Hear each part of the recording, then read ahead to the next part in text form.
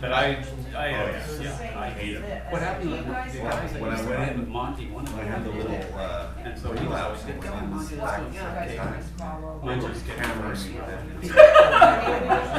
Again? Has he been divorced once before? No, I can't remember the other one. he keeps emailing me every couple of days about the women he's dating. And it's like, I'm just trying to get your PowerPoint out. I was having issues. Yeah, no, I just. Ride more? well, you got girls or boys or what? I got 2 girls. You can be heavy into this. Great girl mouth. Yeah. They're not interested in. They're not interested in that?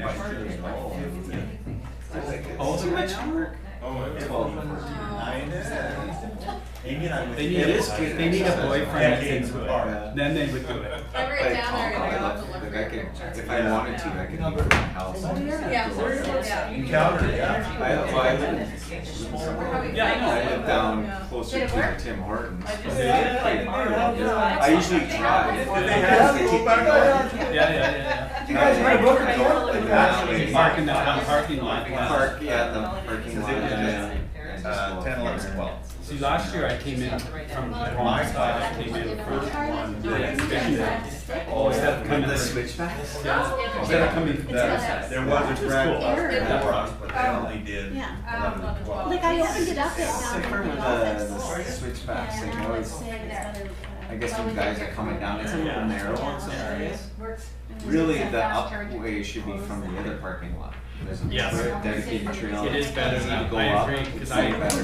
hiked up that way, and then I ended up hiking down the way that I should have, because I was, usually I always hike up when I'm hiking, I usually go up where it should be. So I'll go down and come on. I actually like the front side, coming down the front side. That's fun. That's great single track. Yeah, the front side, so instead of going over the switchback, you go right down the front, and Yeah. it's great. I can When actually you go try down it the from your switchback, computer and then you can go Do you guys do the, have you been doing the grind on and see the grind? no, I just. No, but not grinding, but grind for the, And then Oh. Victoria, Chris, and then Chris, and then he got it. that's, who started that, you probably knew him, he passed away about 5 or 6 years ago, and they started this John. summer grind, big long weekend, it's a great deal, $50, you get breakfast, a great lunch from Rolo after you run or hike or whatever you want to do, and then, they also have the beer garden, a wine garden. Oh, the Giants had grind from the lake up to the. It's a lot of, I've done it 4 to 5 years. His name was Chris Walker for some reason. Maybe it's not Walker. Do you wanna put that little thing in? White kids are the friends. Suzanne's been doing that. I'm sure I've seen her up there. And then when you're coming back down off the top, they have at the parking lot there. Giants got the parking lot, you know? They have all the food like ice cream sandwiches and everything there. It's a great time. And then they shuttle you back down to the lake. We hike up to Giants Head all the time. Like we. It's a great place to take. Suzanne, yeah, we take the dogs there, but we usually go to the parking lot, right? And we've been up there, I don't know, probably a dozen times, Sean. And only last year, my wife was on it. And there's bathrooms there. We never knew there was bathrooms there. Oh, yeah. And we were looking. Oh, because you went past the parking lot. Yeah. And so when we kind of wandered down to just see, where's this trail go? So there's bathrooms there. Do you have notes on this report? No. Just Do wing I it. have what? On the report? Do I have those? No, I'm just talking to it. Yeah, I'm ready. You're good about. Here, do you want? Do you need it? No, I got it right in front of me. Oh, you got it, sorry.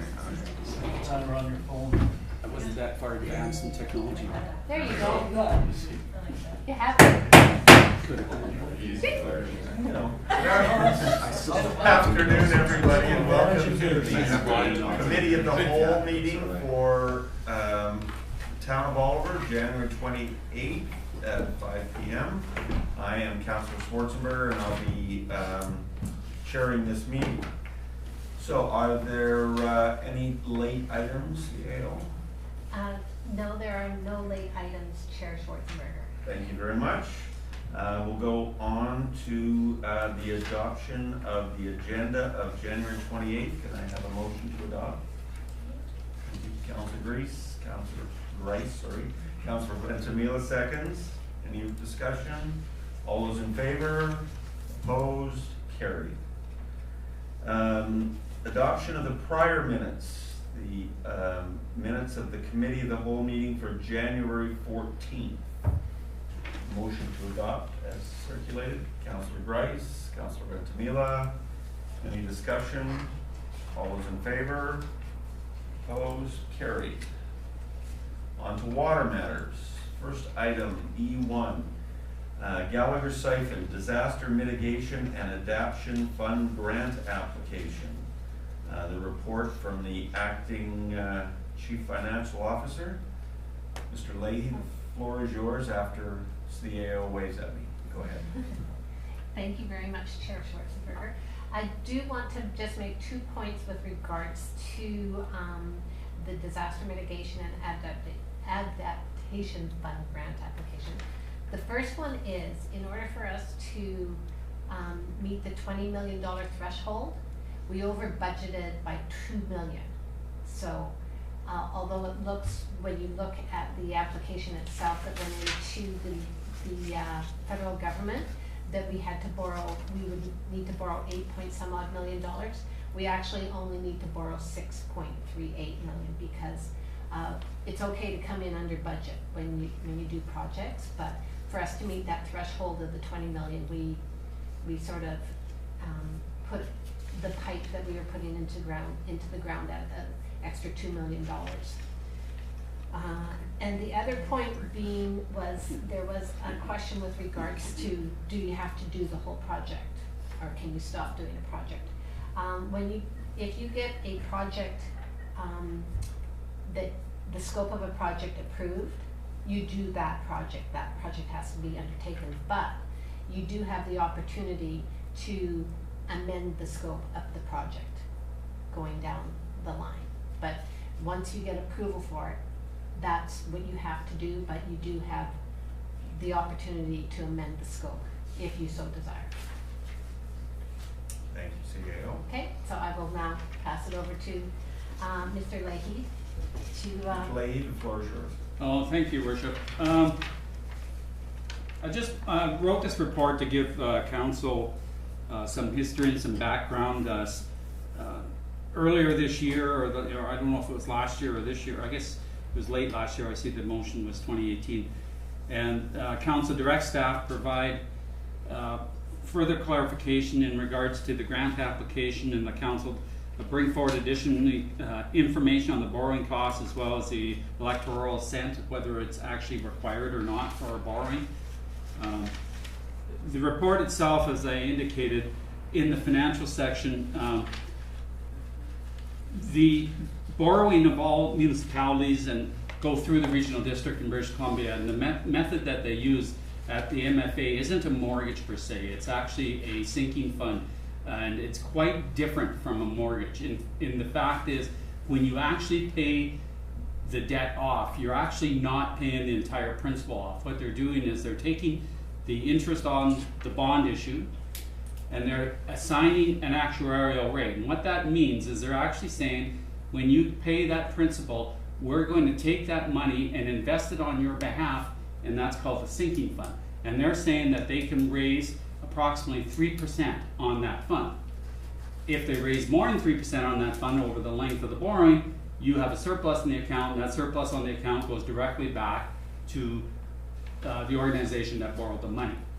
So it's quite significantly different than you would see at a bank. So I know a lot of people always can compare and say, well, how do you get that borrowing cost?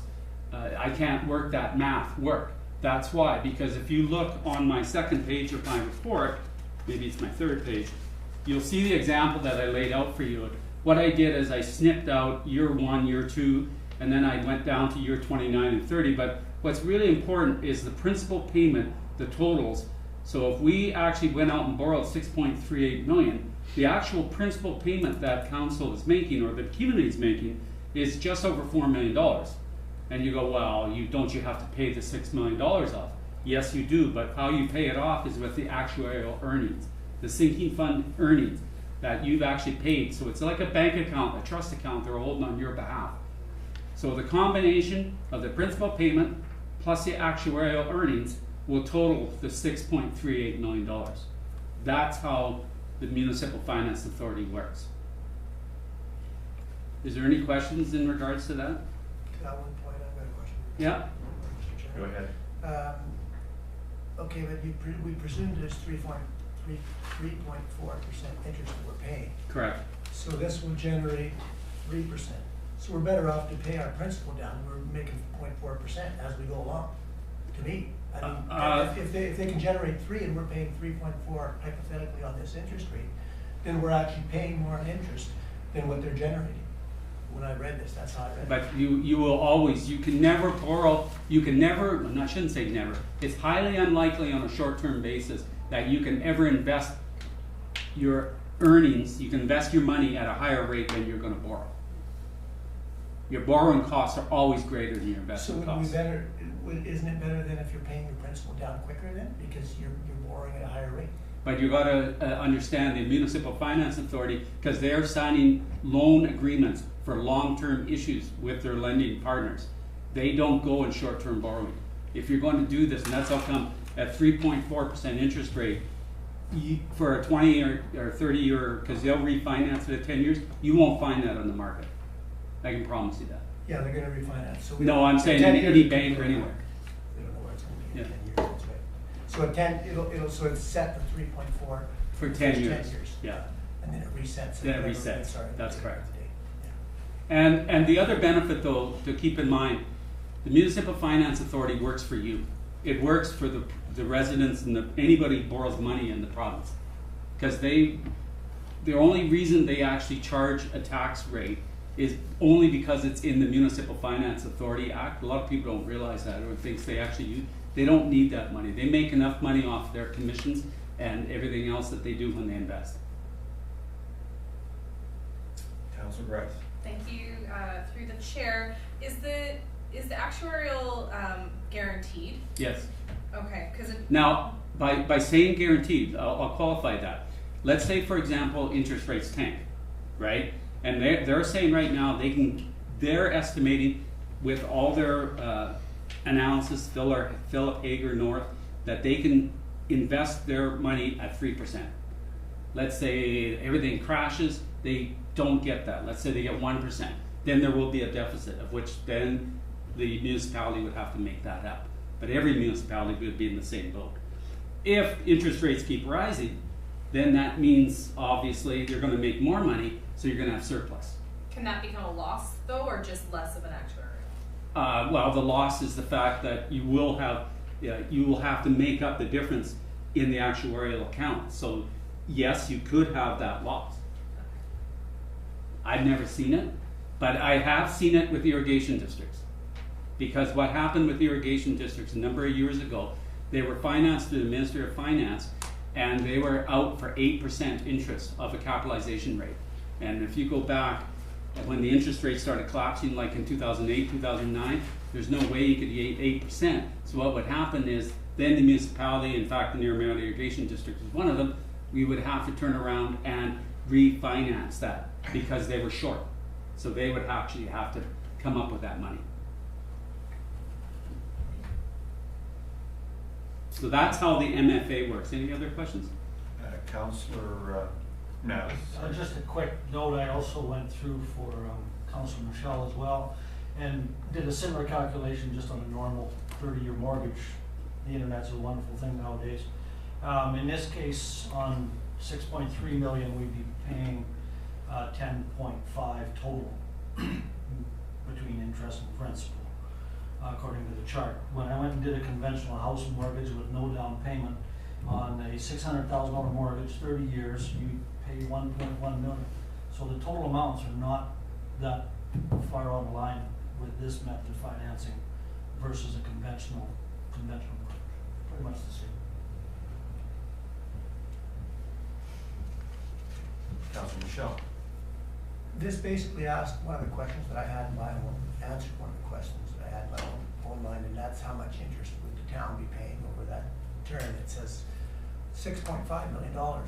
So in actual fact, we're gonna get a debt issue of 6.3, so we're gonna pay more just in interest than what the debt is. Mm-hmm. Yeah, you know, you can always pay less if you shorten the debt term, but knowing, you know, if we go, right now that's at 30 years. If you go 20 years, obviously that's gonna be cut by approximately a third.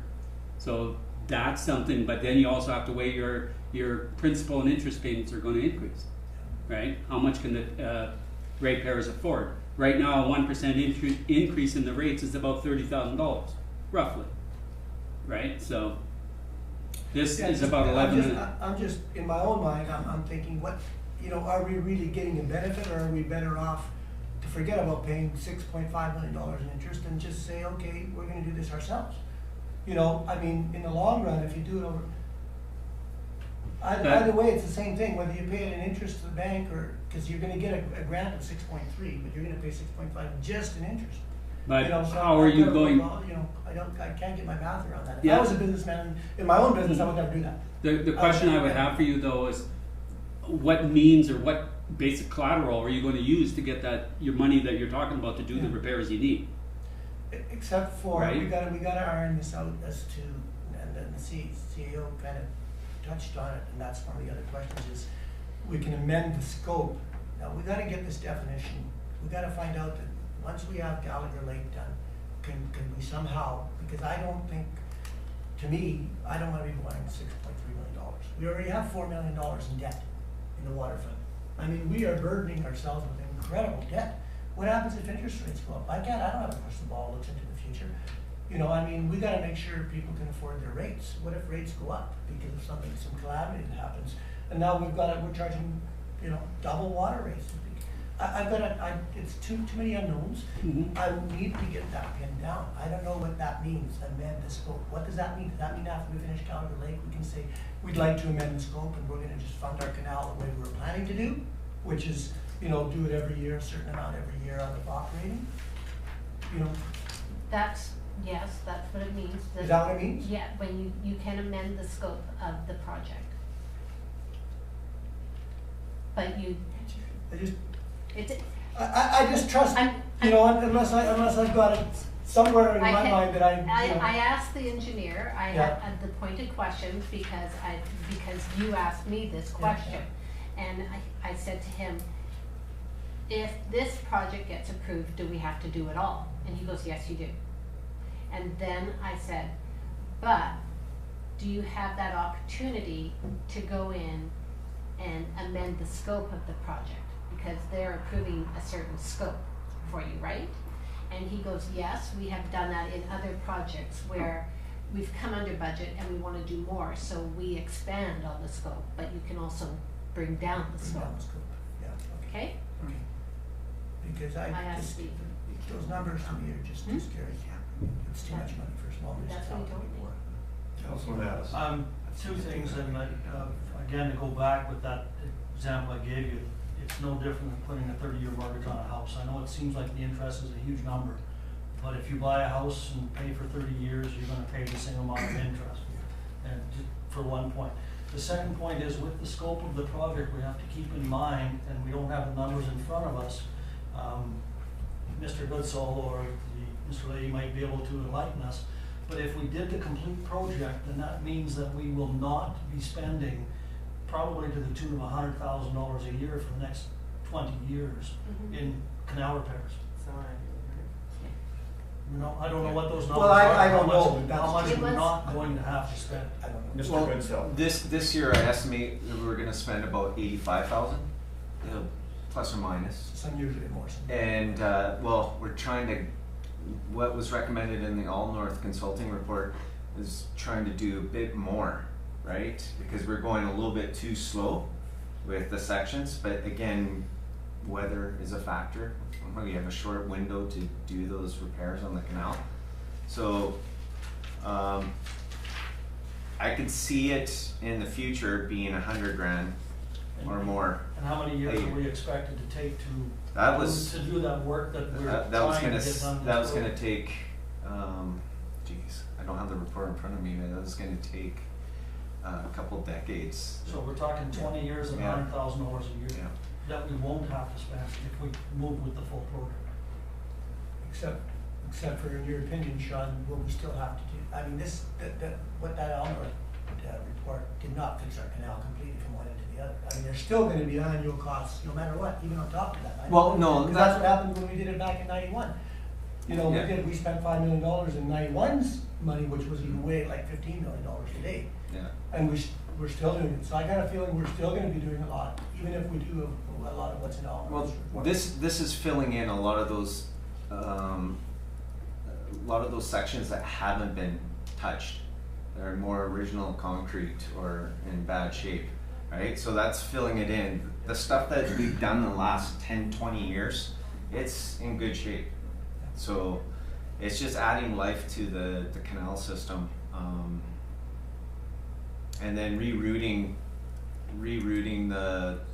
that siphon, and that takes out a chunk of older canal as well, right? So that's going to be brand new as well. So when we reroute and then resurface the rest of the sections of the canal, there's always maintenance. Yeah. And I'm not, like, the guys go through it. I have the guys, they go through it, do the regular maintenance. There's still some odd patching and stuff, but that $85,000 doesn't account for that. That's extra that we have in that canal geo. When Is that our office downstairs? Oh, is it? It's our downstairs office. Oh, yeah. Go ahead, Councilor Michelle. Well, I was gonna ask. Well, maybe, let's see, I can answer the question. Okay, obviously, if we proceed in this, we get accepted. First project we're gonna do is we're gonna tackle Gallagher Lake, right? So, I mean, do we get 40% of that? Okay, it was $11 million project, we've got $5 million already. Yeah, So do they give us 40% of the total or 40% of the remaining 6? it's 40% of the total. The So- $20 million, no, Well, but we don't need $20 million if we're not Okay. gonna spend it. but I'm just saying that it's on the total. Yeah, that's right. The 5 million is part of our funding, but they look at the full total and give us 40% of the full total, whether it's 10 million or if you go and do your $20 million project. You also have to realize that it's over a 5-year or 6-year period. That's right. So you're doing it in stages, and you don't have to That was the question. go out and borrow all the funds at the very beginning. I do believe it works out to approximately 13% increase to do the full project. So That's exactly what I was getting at. Yeah. In other words, And if if we you can do it in stages, and you Yeah. could do the whole project. But then they give us the funding based on that, on their formula for what we've spent, right? They give you the funding, like what we're saying in the application, what we indicated was how much of their funds we were going to use each year. Yeah, and the first 2 years, like the first year, which would be this year, if we get approved, we wouldn't use that much because we're in the planning stage, but next year would be about $5 million.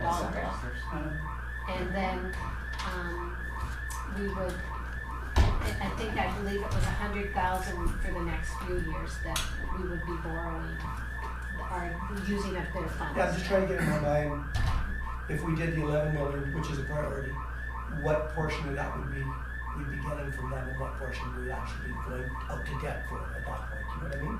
So if we decided, because that to me is the big priority, this is what we're trying to do, is we've had to go this route to try and borrow all this money, to try and get access to federal money, that's why we're doing this. But if we decide that we don't wanna take on $6 million worth of debt, what will the debt be of that portion? In other words, what debt will we take on if we do $11 million worth of work? If That's you do the question. 11? I don't know, I can't grab that out. You'd probably be about $2 or $3 million in debt. Because Okay. you're looking at the Okay. 5 million and then 4 million. Yeah, I'm just trying to get it, you know, what I'm gonna be comfortable with borrowing to fix Gallagher Lake. That's the number I'm trying to put in my head. Am I comfortable borrowing $2.3 million to fix Gallagher Lake? So you think it's around 2.3? That's never been. It, It's probably, Based on 630. it's probably like for the 10 million, it would be, if we were looking like, I think it was 11 million, 10.4, 11 million. They would give us 40% of that 11 million. We have 5, so we'd do about 2. So we'd have to go about Two, yeah, yeah. 2-ish. Yeah, but I wanted to figure out what that number was in my head, so that if we as a town decide we don't wanna take on, you know, the full 6 million, and we can opt out by this amending the scope, you know, because otherwise we can't get access to these funds, that's why. Yeah. We've had to apply for 22 million. So in my mind, you know, maybe once Gallagher Lake's fixed, then we can amend the scope, so now we've got a manageable debt of $6.5 million as a town, instead of taking on $12 million worth of debt, you know what I mean? And maybe that's something I can decide, well, that's something we can do, you know what I mean, through our rates. And again, to pay for it all, it's only if it was smoothed out over a 5-year, if it was smoothed out over the 5 years that the program would run, we're looking at over and above our normal water rate increases, you'd be looking at about an additional 2% per year to pay for the full amount. Yeah. Just Anyway, that's, so you know. because I, you know, was trying to extrapolate, and you answered the question, yes, we can amend. And so 2, it would be about $2.5 million that we'd have to borrow to fix our Gallagher Lake. So we've got, yeah. Councilor Ventimiglia. I know I've asked this before, but a question on timeline. When do we find out whether this is even going to be something we have to consider or not? We just put it in, at, I think the 17th of, Yeah, it's gonna be several months. it'll be a few months before, Late before I summer. know. They don't give. Oh they no, don't it'll be give- later than that. They don't give like timelines when we do this. It's No, it's some of these election time, grants, that's what you we're- wait and wait and, I'm still waiting to hear on the one I put in last spring. no, yeah. Crazy. Federal election. But it is Federal an election could be. Yeah. Good Could one. Yeah, be it is. faster. You never know. Oh, it could be faster. CAO. Thank you. And one more item that was written in the report that I just thought I would touch base on is that Water Councilor Michelle was correct. We, the OIC provides that we do not have to go out for elector consent or assent. We don't have to go to the electorate to borrow funds when it comes to a water matter of capital expenditures for water purposes. Thank you. So any further comment? This is for information only. I need a motion to receive for information. Thank you, Councilor Grice. Councilor Mattis, any further discussion? All those in favor? Opposed? Carried. Now I'm gonna veer out of water matters, or ask you to veer out of water matters. Our next speaker under delegations has another event that she needs to be at, so if we could move F1 up to right now. If somebody could agree with that. Sure. Okay, Benfila, Councilor Mattis, any discussion, all those in favor, opposed, carried. So we're on to delegations F1.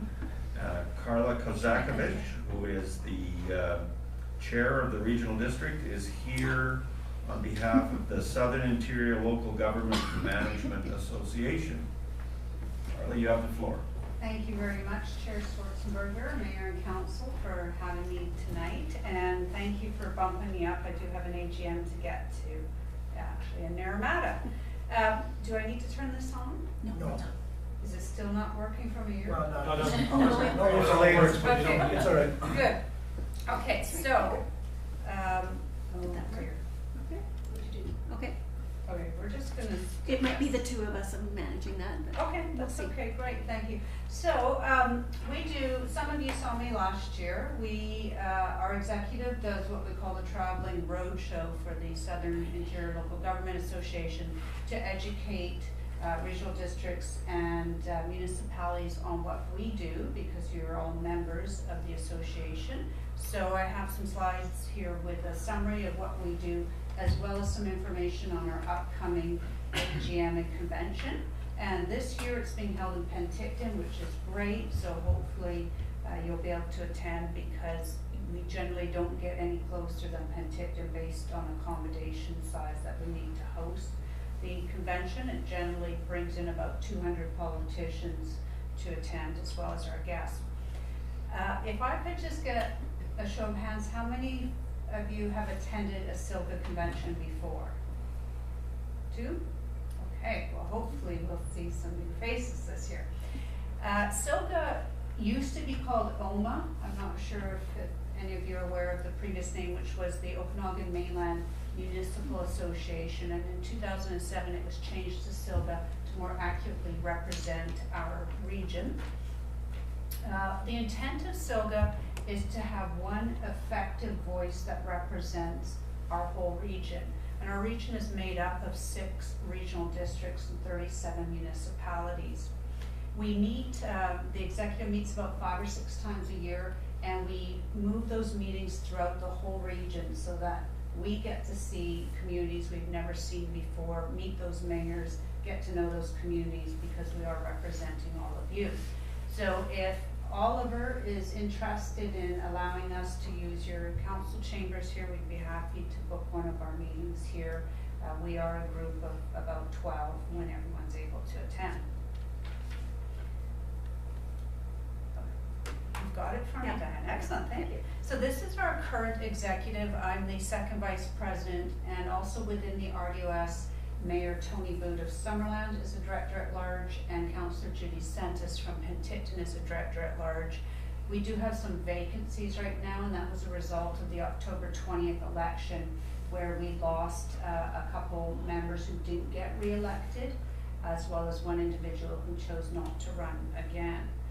Now, if you're interested in becoming a member of the executive, that's through election at the AGM and convention coming up. So we have a deadline of March 1st if you would like to be considered for any of these positions except for past president. And we would ask that you submit a photo and not more than a 1-page bio, and we will put that in the nomination booklet that will be given out at the convention. If you miss the March 1st deadline, what some people do, or you might decide after that date, is they will print off a 1-pager with their photo and bio, and they'll distribute that at the AGM. And you would just need to be nominated from the floor to be considered for one of these positions, and with someone that's willing to second you. So keep that in mind if you're interested in joining our executive. This shows our 6 regional districts, so we're a pretty large area that we represent.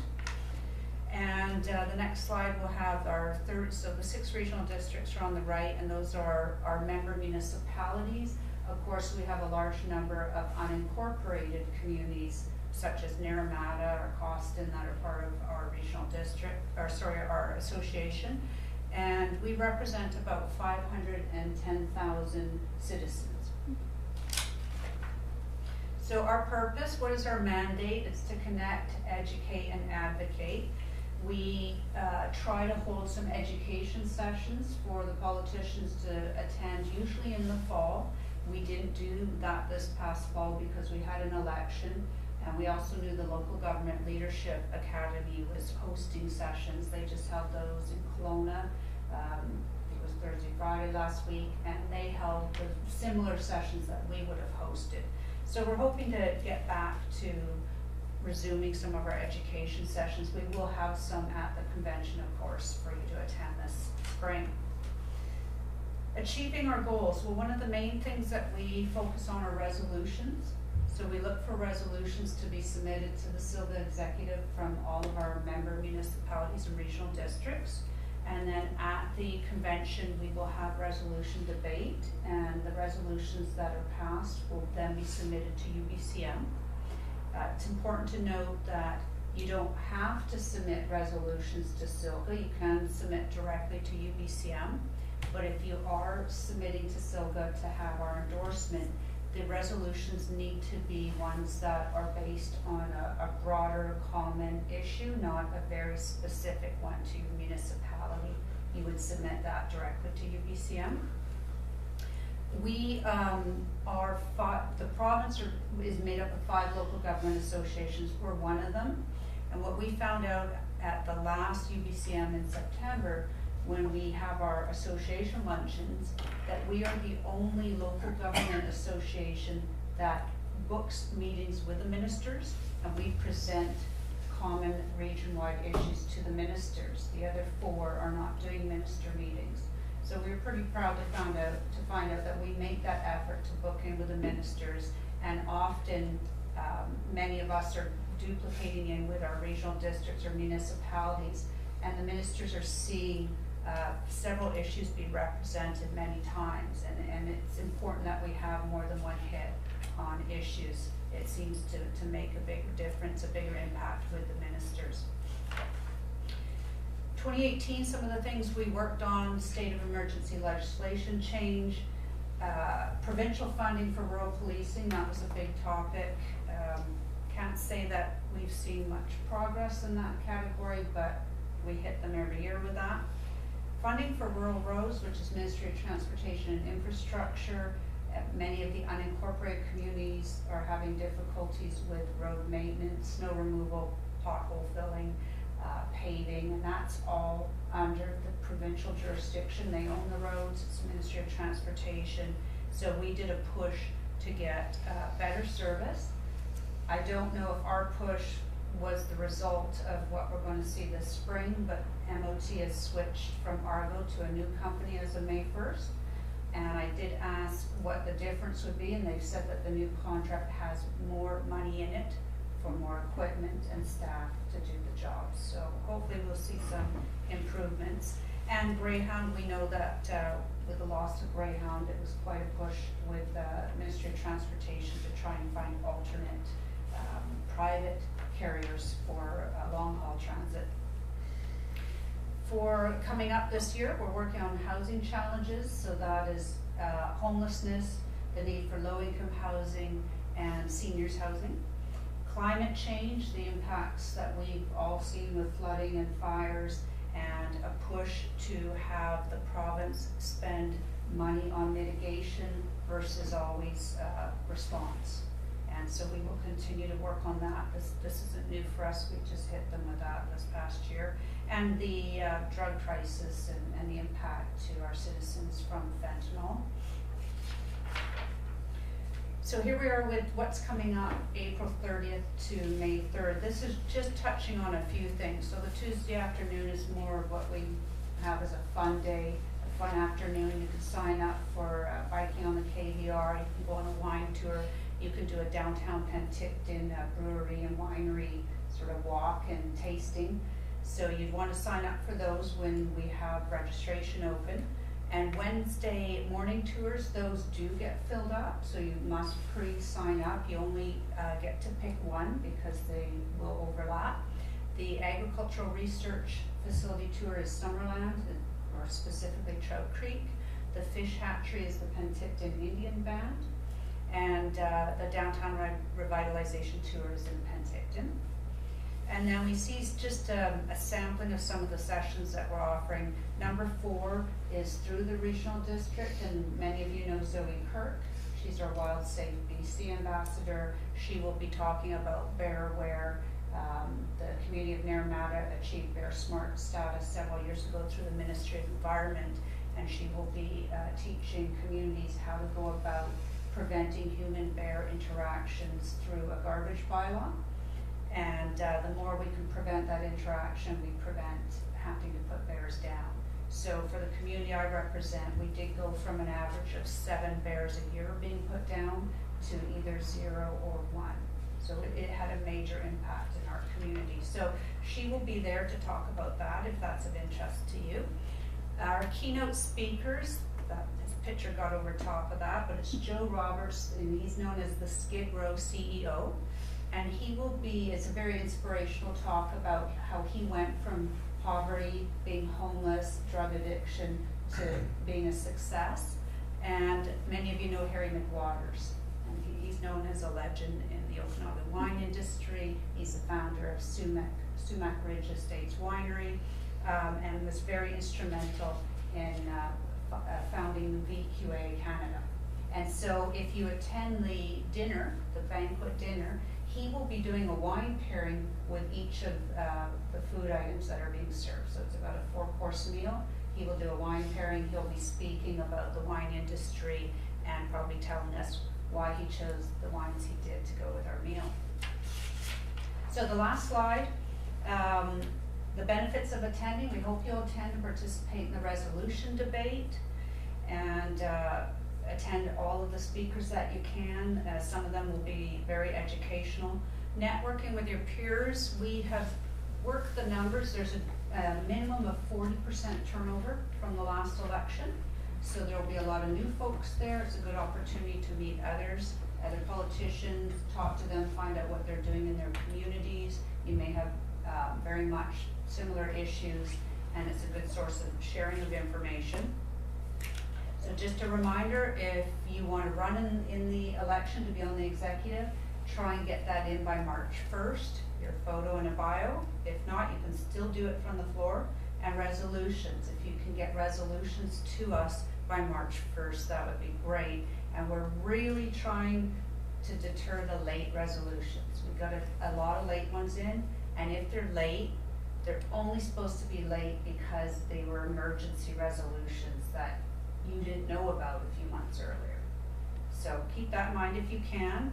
And suggestions, we're always looking for suggestions from our members on what you would like us to provide in the way of sessions, whether it's at the convention or fall sessions, and what are some of the big issues that you would like us to take to the ministers at UBCM as a collective whole. And we have a email, it's on there, that's okay, yoursilga@gmail.com goes to our executive director. If you forget about that one, you can always send any suggestions to myself and I'll make sure that the team gets it. So any questions about SILGA or the upcoming convention? Council. Looks like it's gonna be fun. It's always a fun event. We do have a lot of fun items happening. We have booked local musicians to perform at our evening events. We have the welcoming pub night or whatever you want to call it. We're going to be having a night at Cascades Casino. They'll be hosting us, so it's a really fun event, and you get to network with your peers more in this region versus when you go to UBCM, which is province-wide. If you think of anything later, please don't hesitate to send me an email or give me a phone call, and I hope I can answer your questions for you. Thanks, Carla. Appreciate you coming out, and drive safe on for your next meeting. I'll try not to get a speeding ticket. Yeah, don't do that. You know to do that when I'm going from meeting to meeting. Thank you. Thank you. Do you do expense those? How does that work? Yeah, that's right. I don't think so. I haven't tried to expense one yet, no. Next item is back to Water Matters E2, Strategic Planning 2016-2018, the fourth quarter update of strategic priorities, operational plan, and departmental activities. The CAO's report is there. Ms. Cowan. Thank you, Chairman Schwarzenberger. Wow, that was dragged out. I was trying to get, it was trying to say your worship. That's okay. This report provides council with an update on the Town of Bolivar's 2018 strategic priorities, the corresponding annual operational plan, departmental quarterly reports for the fourth quarter of 2018.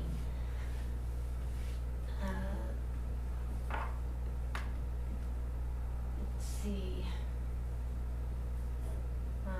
Council will note that progress has been made on the council's identified priorities for 2018.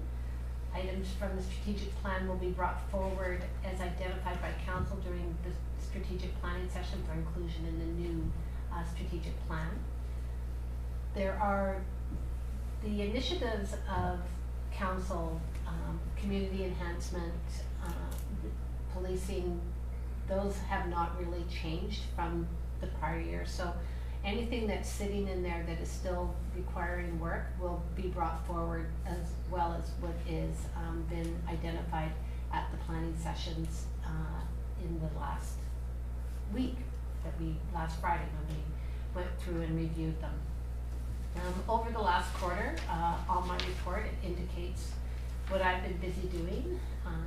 There's a little list there. And also attached are reports from each of the departments as to the quarterly updates for each department. I'm just trying to get down to one of them.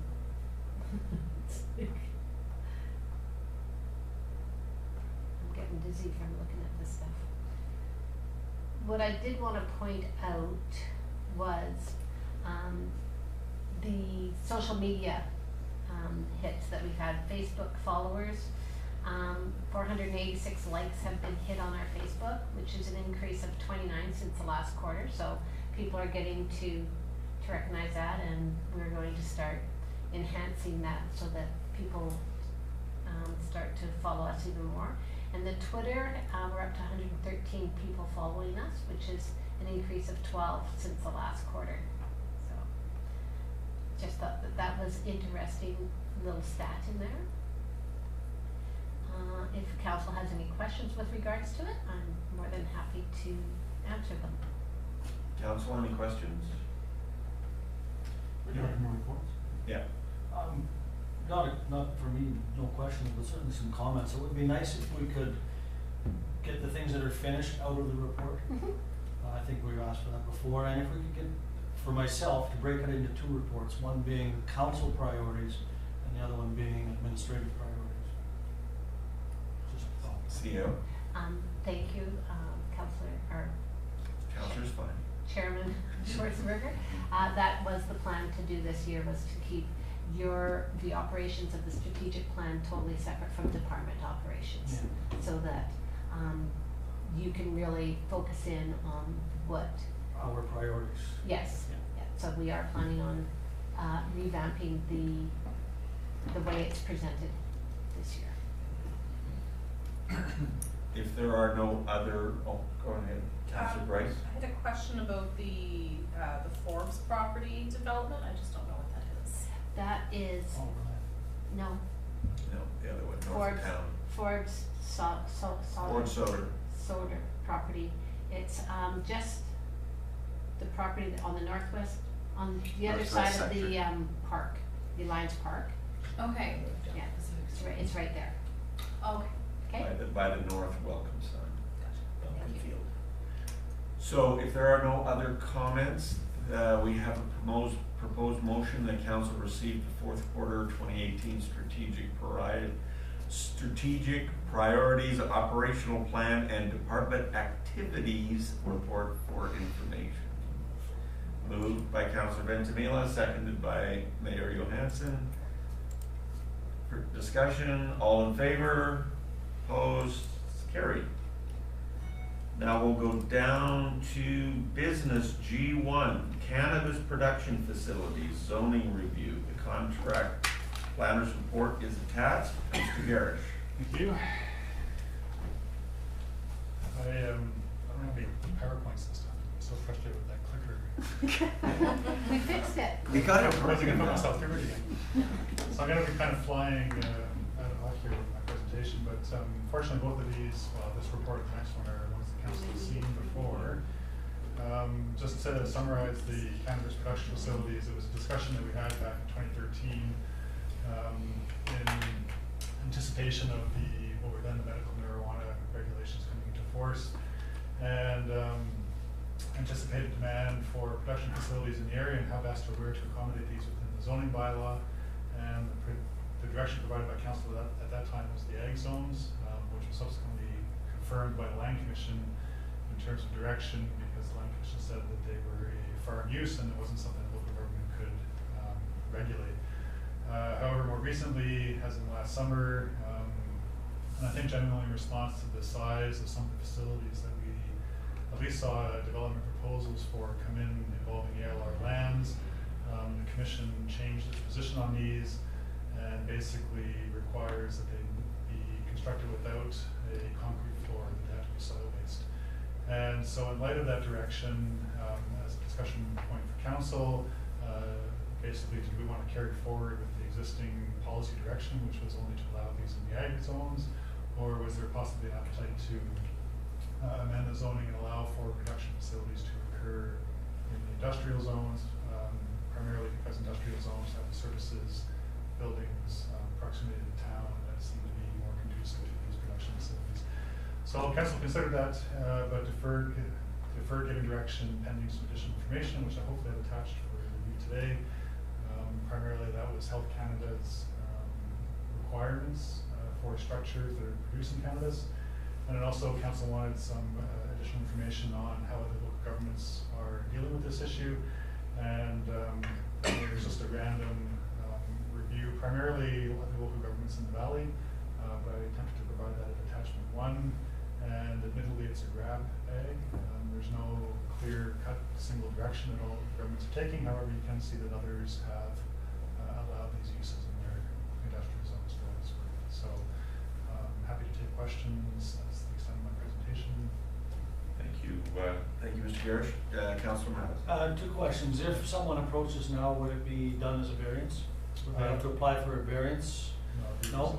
It would just be outright, the answer is no. No rezoning, they'd have to apply for rezoning. For rezoning, okay. Second question is it occurred to me why I know the whole marijuana production and consumption and sale, we've kind of really focused in on that, and it occurred to me, if we're going to make this change, why would we not just make it, say, greenhouses? Like, so if someone comes back and says, I want to grow tomatoes down there, that we don't say, no, you have to get it rezoned.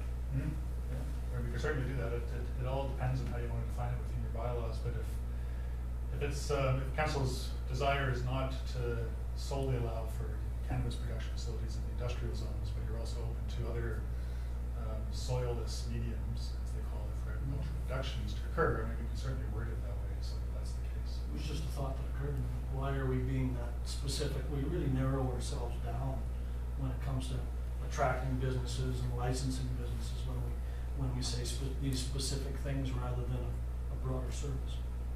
Just a thought. Any other comments? Hearing none, or hearing one from my left. Well, I guess we're looking for recommendations, so I would be happy to move the recommendation as it's written. I think which is the council directs staff to prepare a zoning bylaw amendment to permit cannabis production facilities in the general industrial M1 zone. And to that I would add that there's maybe, so I see cannabis production facilities not as greenhouse, 3 or 4 greenhouses thrown up somewhere.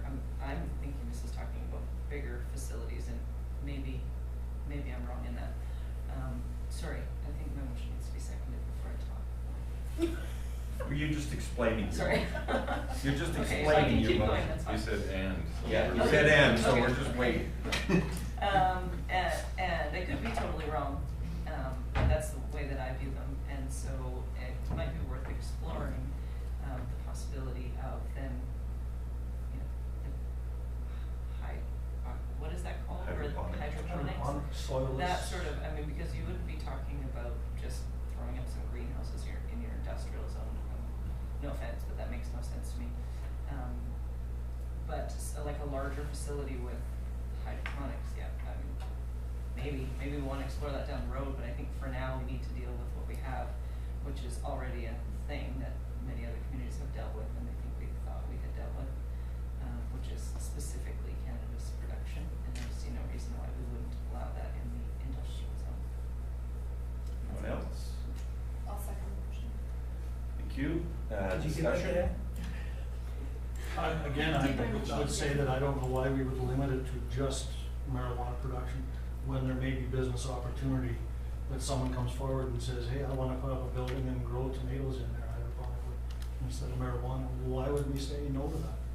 Why would we say you have to spend thousands of dollars for a rezoning application when we have an opportunity right now to say, yes, we'll do that? And I guess basically what I'm suggesting it be to permit soilless, or however you want to word it, including cannabis production facilities.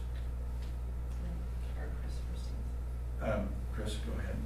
Sorry, it's just flashbacks to 5 years ago, and I can't recall all of the discussion, but I remember the former CAO had raised a concern, and I don't know how your taxes are structured, but if you're deemed to be an agricultural use, I believe that exempts you from. Yeah. And so it wasn't quite, I think it was left undetermined at that time, but there was a concern that if you did allow for agriculture in your industrial zone, that's deemed to be taxed as an agricultural use, that would be significantly lower than your industrial. It would be, yeah. That's, And, go ahead, Dave. I was gonna say, that's a reasonable reason not to do it. And that was my point as well, is we only have a finite number of open, general industrial lots in that zone.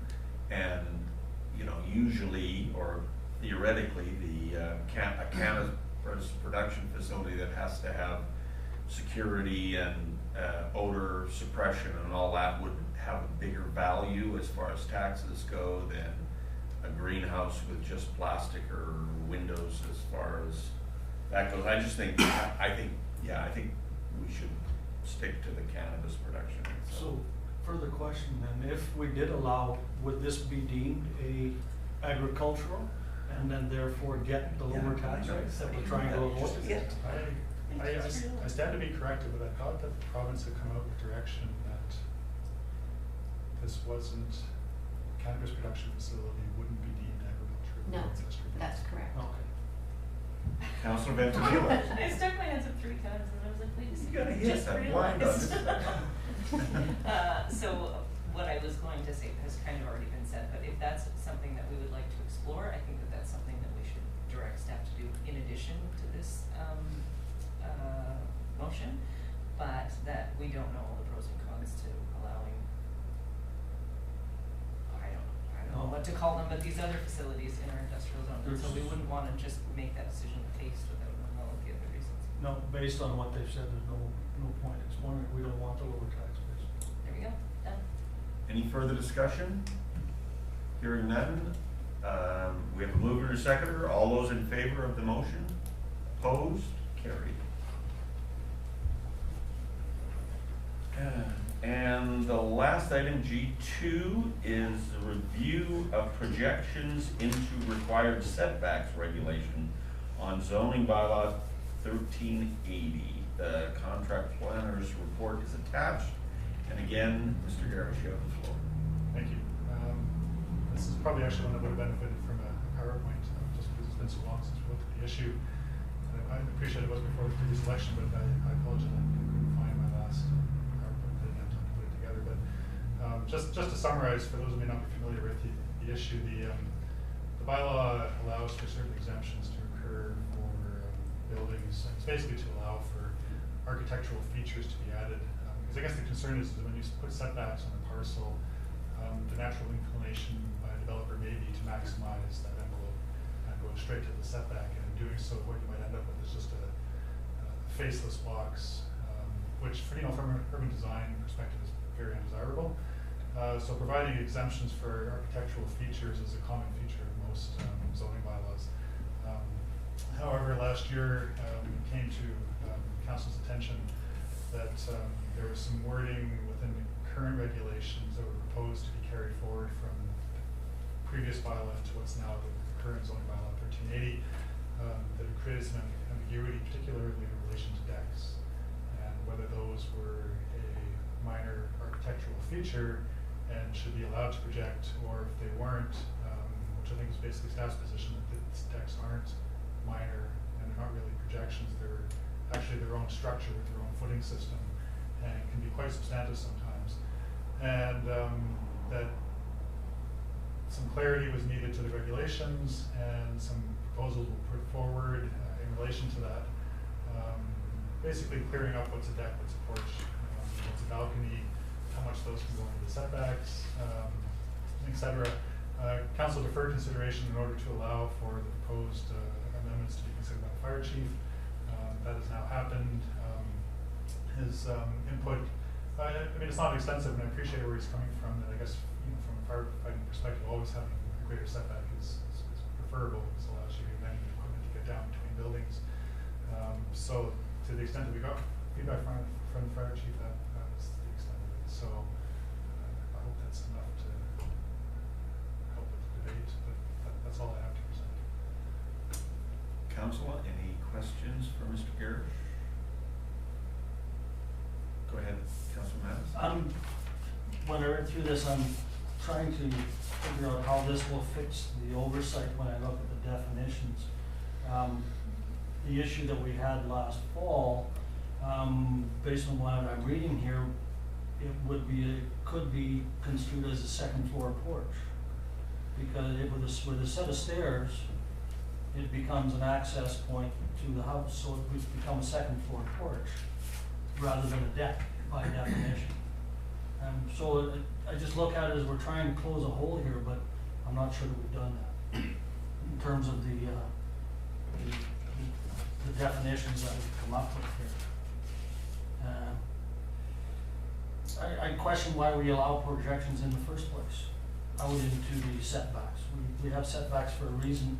The balcony, the unsupported setbacks, I could certainly go with, like a balcony which has no footings, nothing underneath it. A bump out for a china cabinet, which is kind of where this all started. Many houses will have a bump out, but again, it's unsupported. It's just an extension of the floor out into space. Whereas when I look at porches and that sort of a thing, they're sitting on the ground, or they're a supported item, much like a deck is a supported item. So how would you differentiate, given the situation we had last fall, how would you differentiate, and if there's a set of external stairs to that deck, that is not a porch?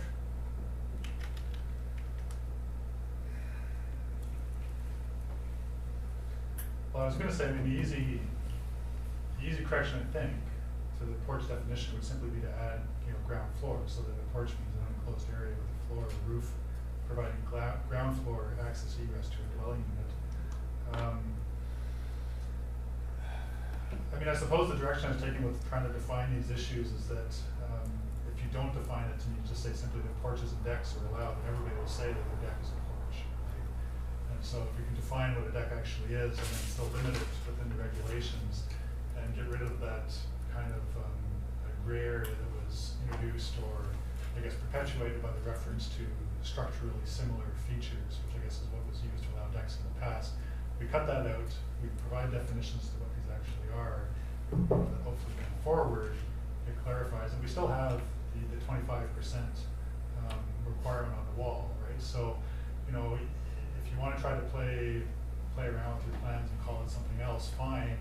You're still going to be bound to no more than 25% of that wall width, right? So if it's a 10-meter wall, your deck, may just be a porch, can't be more than 2.5 meters, right? Like if you want to exceed that, then they have to come before council. Yeah. I just wonder if we can't put something in there about supported versus unsupported.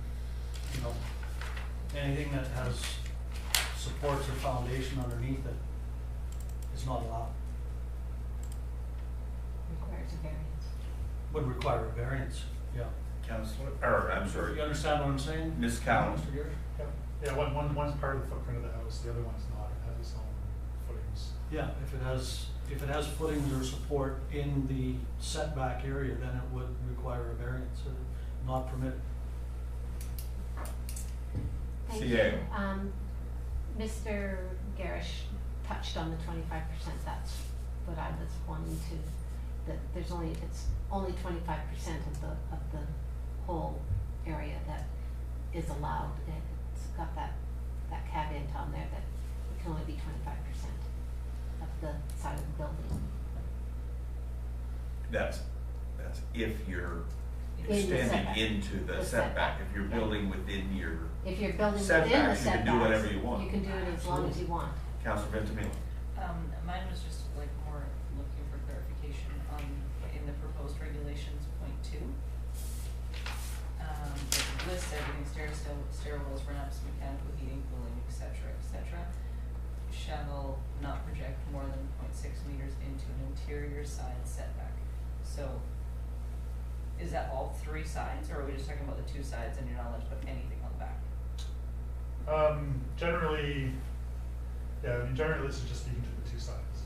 So we're not allowing projection into the setback in the back at all for things like, I mean, that's usually where you see an extra set of stairs to with the deck, or you see the mechanical, the cooling and heating equipment and stuff. That's what I got.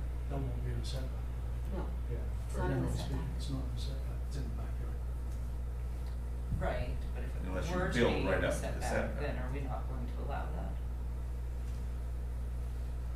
I suppose the thinking was is that for the most part, like when you're doing a house design, even on the smallest lots that can be created by your zoning bylaw, most people when they try to create their private amenity open space, it's never in the front, it's always in the rear. So the need, well, I suppose there's always the possibility, but the need for an encroachment into a rear setback should never happen, because there should be that amenity area creating a buffer between the house and the setback. And usually a rear setback, I mean, yes, it's probably on par with a side setback at around a meter and a half.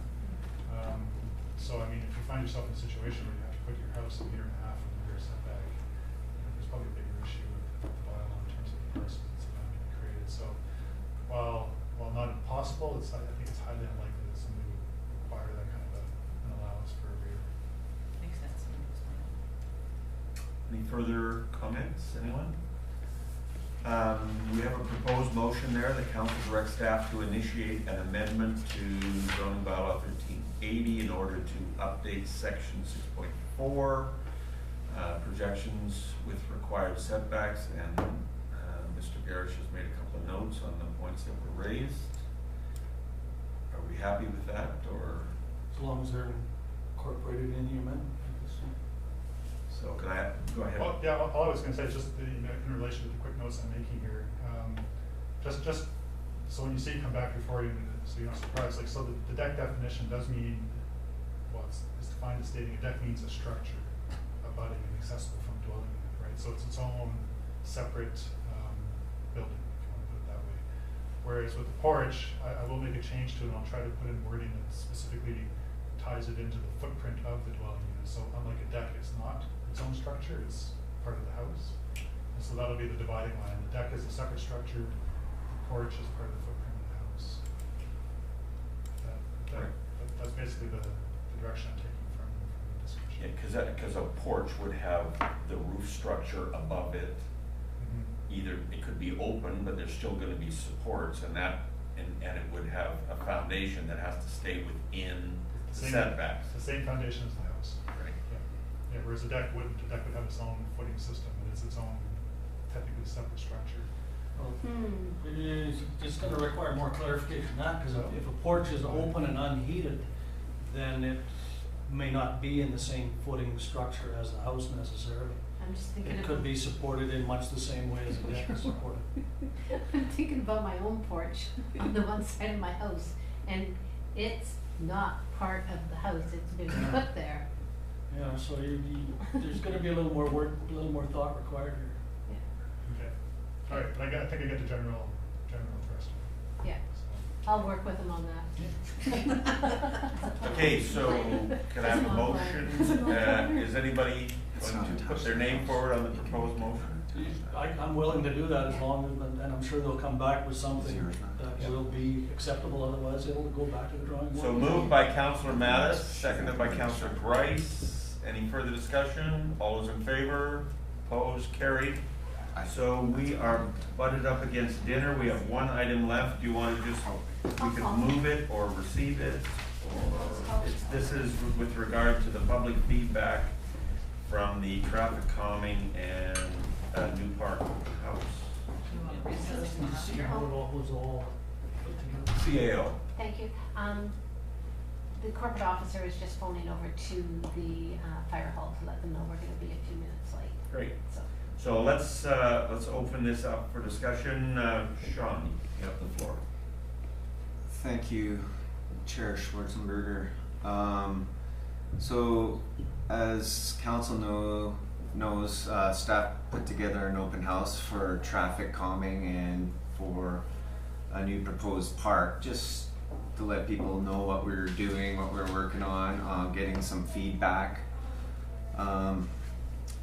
Just a note, as of today, I just found out today that someone from the public said that they had a hard time emailing and giving us feedback for whatever reason. I don't know if they had the wrong email, it was bouncing back, or what was happening there, but we did receive some sheets that were filled out. We received some verbal feedback. We took down some notes, some of us, and we did receive some emails.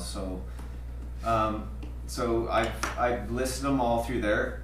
I noticed afterwards that I did cut and paste some of staff's comments to True when we were first talking about the traffic calming portion, but then it still has the public feedback if you scroll down further, and then the new park proposal feedback is all from the public as well. So without going through all of those, unless anybody had any comments or wanted to talk about anything, we could discuss that. What is council's wish? Anybody want? Well, some interesting comments there for sure. I don't have any specific questions on it. It's just nice to read what people are engaged in. There's some comments coming back. I was interested in the park stuff that was all over now. That's what I was gonna say, the Yeah. design No, do it cheap, do it, make it the Taj Mahal. Yeah, it's the park is the toughest part. Use gravel for walkway, like it's kind of Yeah. Put in dry grass. It's, yeah, you're right, like it's a broad spectrum Yeah. for the park stuff. You're not gonna please everybody, just as we found out in the last part, one of the last parks we built. But, I mean, I think we were on, what we originally proposed and talked to council and even the previous council before and tweak plans if we can, once we go through a general budget deliberations and discuss what we want to carry forward, then we can come up with a plan. We've incorporated some of these things, and some of these things we haven't incorporated. And it was also noted in one of the websites today that like people were upset about building a park there in the first place and just keeping it natural. But people have to remember too that this new park is through DCCs. So development over the years is paying for this park, not the taxpayer. Not taxation. It's Not direct and- We taxation. don't want to spend every time. yeah, and I kind of budgeted on the higher end just so we cover, because if we do build this park, we've got to bring the ground level up, and there's things that we want to do, and if we want to build a little courtyard in there and stuff, and those things add up. Replant all the trees, you have to take out all the trees. 20 loads of concrete on behalf of the donate. Councilor Ventimiglia. Why do you have 20 loads of concrete? Just hanging around? Councilor Ventimiglia. I'll explain. Okay, so, when Amy and I were at, LGLA last week, I ran into a counselor from Sandarm who I attended one of her sessions in Revelstoke in spring at Silga, and she gave a presentation on public spaces, community spaces, using public art as a method of crime prevention. And there's tons of studies to back that up. And this is something that she does in her regular life as well. She's a teacher, professor at one of the colleges in that area. So she forwarded me her presentation, which I'm going to forward to everyone else, and also offered that back in the spring anyway, double check that she would be happy to come down and kind of walk us through the process that is the process for creating a new space generally, like, you know, and we've kind of done it ourselves, but none of us are park creators. I mean, that's not a degree that anybody here has, right? I'm not gonna say that I'm a expert on the subject, no. Yeah, so she's got a whole, like, steps to follow, you know, of identifying what the, you know, this is your space, but then what's the intended use, and then, you know, and eventually you get to materials, and is it pavers or is it gravel, and is it, you know, native trees, or is it, you know, I don't know, other trees, I don't know what else to use. But I think that might be a worthwhile process. I'll forward because it doesn't, as far as I'm concerned, it doesn't look like we're any further ahead than we were before we started. After we read things like, use paving stones for the material on the walkway, use gravel for the material on the walkway. It's not like we have, you know, 80% of people, even 60% of people said this and the other 40 said something else. It's pretty kind of back and forth. So I'll forward that to everyone else, and then maybe through the CAO, if everybody's agreeable, touch base with her and see if that's something that she would be willing to walk us through, and if there would be a cost attached, or if it would just friendly thing from Seminar. Any further comments or questions? So, can I have a motion to receive the report from the Director of Operations? Thank you, Councilor Gray, seconder. Mayor Johan? Mayor Johansson, I knew it, Chip. Moved to second, further discussion, all those in favor, opposed, carried, no public, on to adjournment. Get a motion to adjourn, Mattis and Ventimila, all those in favor, opposed, carried, let's see.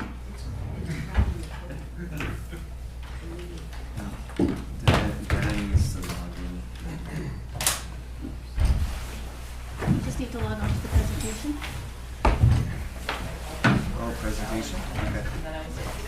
And then that's the password folder. I ordered steak and a salad, so I covered both big ones.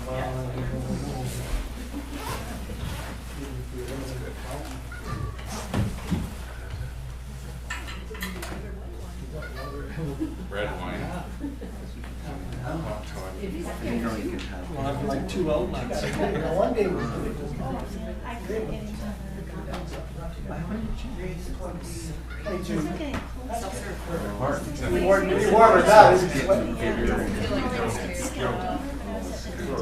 Let me call many things, so Joe is actually, Thank